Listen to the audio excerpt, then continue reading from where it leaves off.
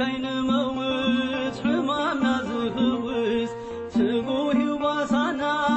ፍጹም ዘይታኽስ ምሳና ወቪሩስ ምሳና ዝምለስ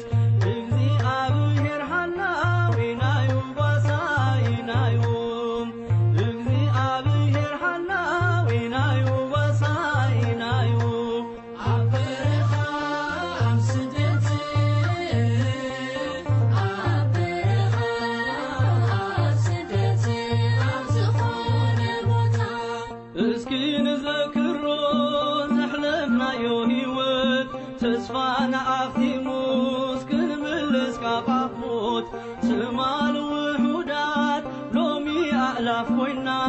ስራሕ ኣምላኽናዮ ኣይኮንን ካባና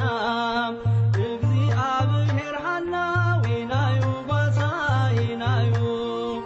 እግዚአብሔር ሓላዊናዩ ባሳይናዩ አበረኻ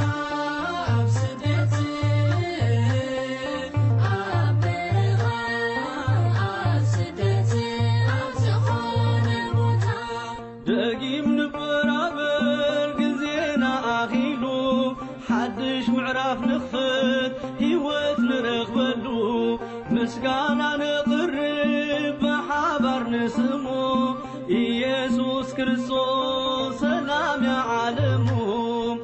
እግዚአብሔር ሓላዊናዩ ባሳይናዩ እግዚአብሔር ሓላዊናዩ ባሳይናዩ አበረኻ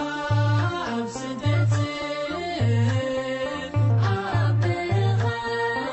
አምስደት አብዝኾነ ቦታ ንዑና ቤት ኣምላኽ ብመንፈስ ክንዓቢ ይጽዋዓና ኣሎ